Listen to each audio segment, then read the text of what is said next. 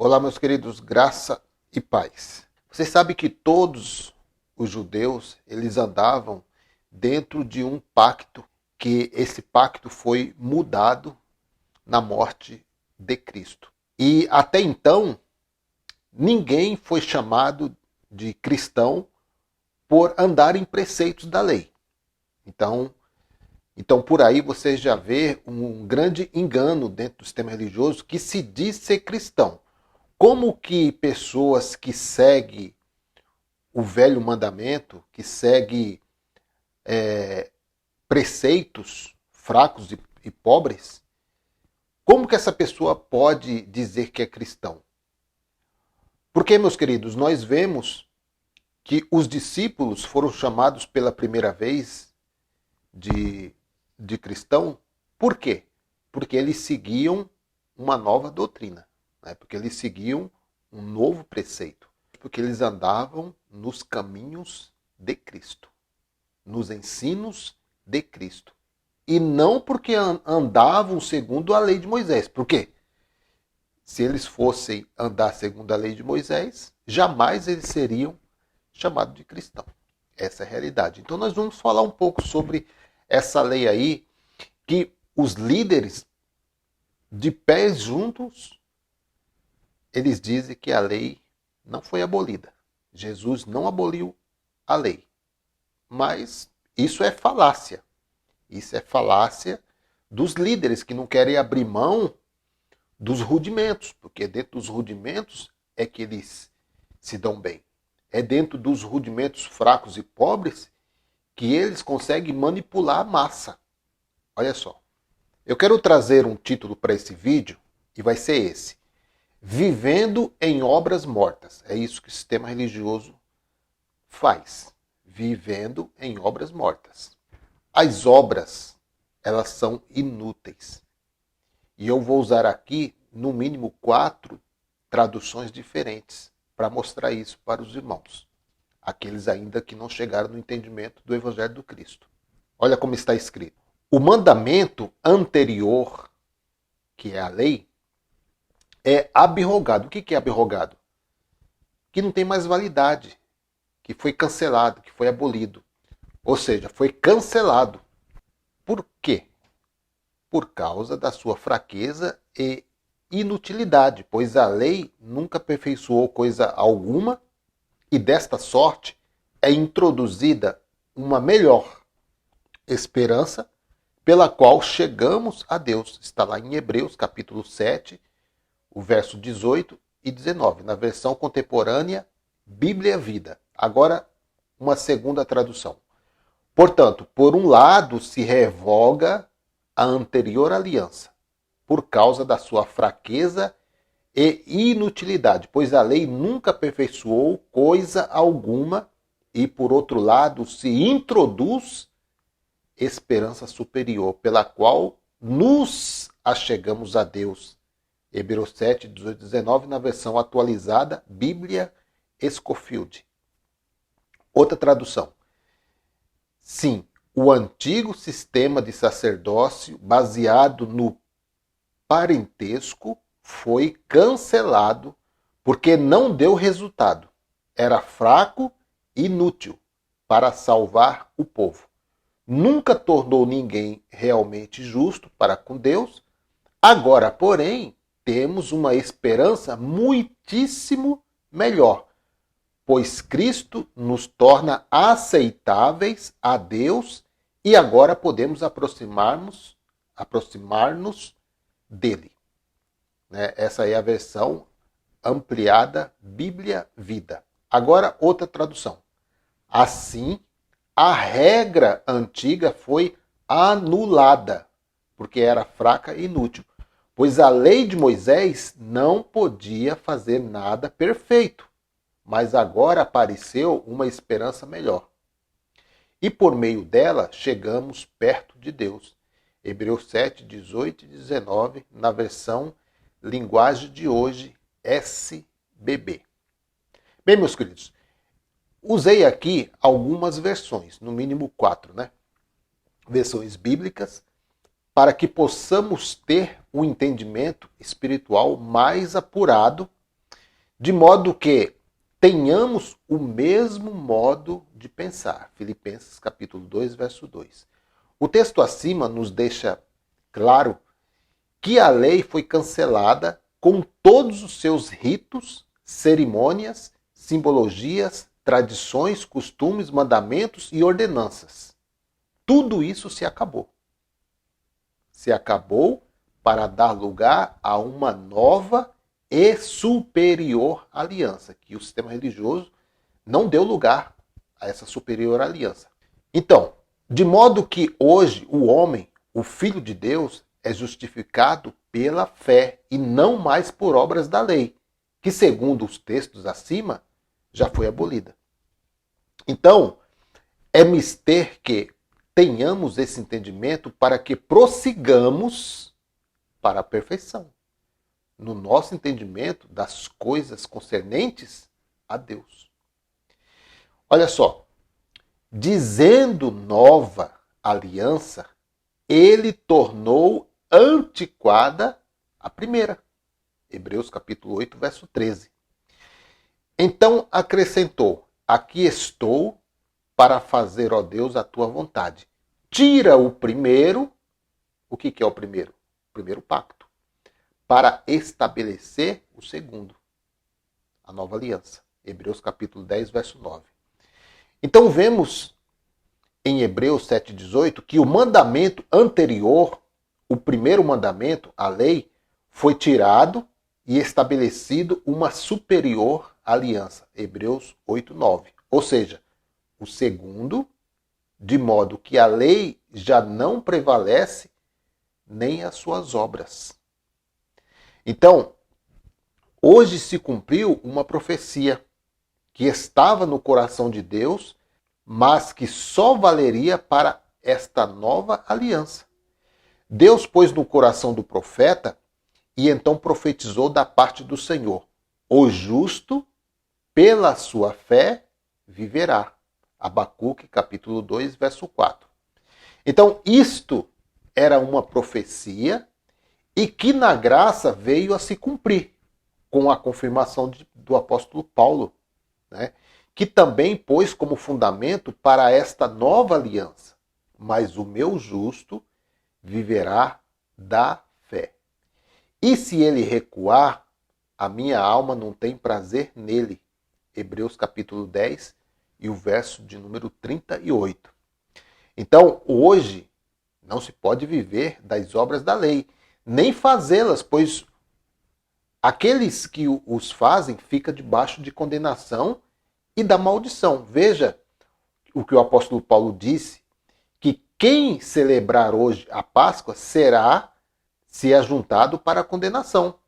1 de Coríntios, capítulo 11, o verso 34.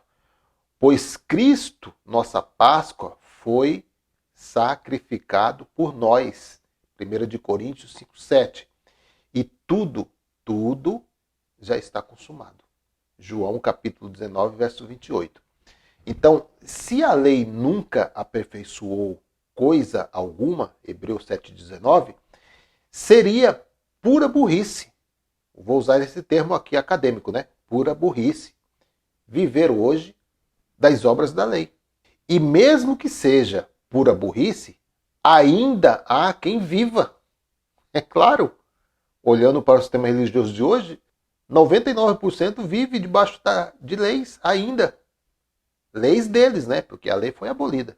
Então, meus queridos, há um peso aqui. Por quê? Porque todos aqueles que são das obras da lei estão debaixo da maldição. Pois está escrito: maldito todo aquele que não permanece em todas as coisas que estão escritas no livro da lei. Não é só dar o dízimo. Não, tem que praticar todas para fazê-las. E é evidente que pela lei ninguém será justificado diante de Deus, porque o justo viverá da fé. Gálatas capítulo 3, o verso 10 e o verso 11. As obras são mortas, pois a lei foi fraca e inútil e as suas obras também o foram. O fim da lei é Cristo. O fim das obras é Cristo. Romanos 10, 4. em Cristo, na graça, não se vive e nem se pode fazer nenhum tipo de obra, pois o justo, nesta nova aliança, vive por fé, sem as obras da lei. Romanos 3, 28. Se a lei era fraca e inútil, todos os seus mandamentos e ordenanças também são. Então você precisa ter esse entendimento. Por quê? Para que tenhamos o mesmo modo de pensar, para que pensemos a mesma coisa. Filipenses capítulo 2, verso 2. Então, uma vez que a lei nunca foi dada para nós, os gentios, mas para os judeus, os hebreus, para o povo de Israel, nós não somos o povo de Israel. Nós somos a igreja de Deus, a igreja de Cristo, debaixo de uma nova e superior aliança, cuja esta mesma aliança está fundamentada e firmada em melhores e maiores promessas. Hebreus capítulo 8, verso 6. Então, as obras são mortas porque a lei morreu, até mesmo para os judeus. A lei só foi para os judeus dentro de uma antiga aliança. Agora a lei acabou.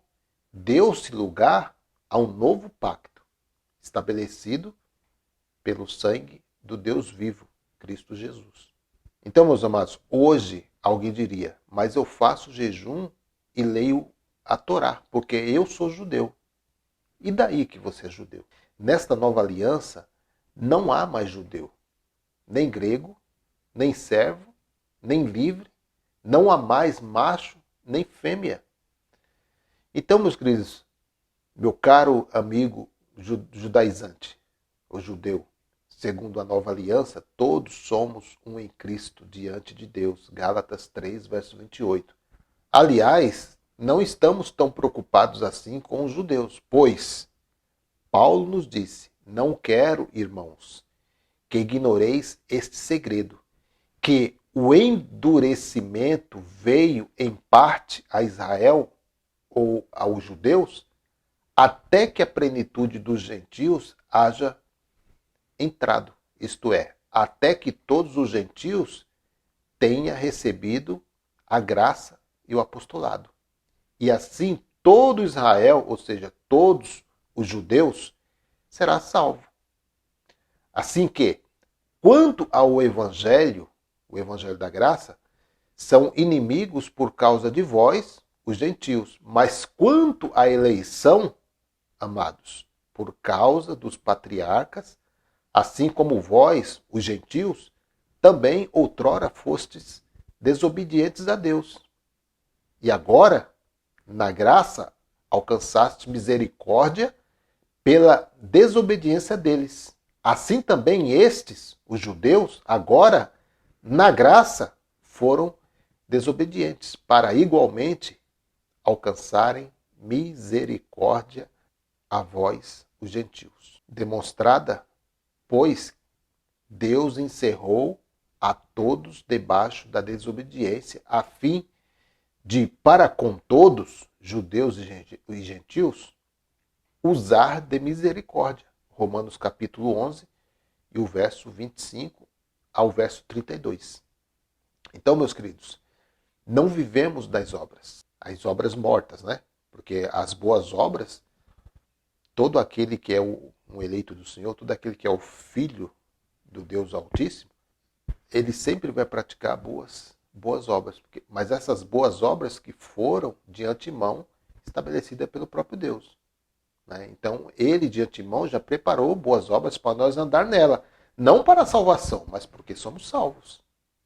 E se somos salvos, somos eleitos. E se somos eleitos, somos filhos de Deus. E se somos filhos de Deus, o Espírito está em nós. E se o Espírito está em nós, ele nos conduzirá em boas obras. Não as obras da lei, não as obras do antigo pacto, mas as boas obras que o Senhor estabeleceu de antemão. Então, meus queridos, nós, dentro do novo pacto, vivemos por fé. E temos o entendimento de que não estamos debaixo da lei, mas debaixo da graça. Romanos 6,14.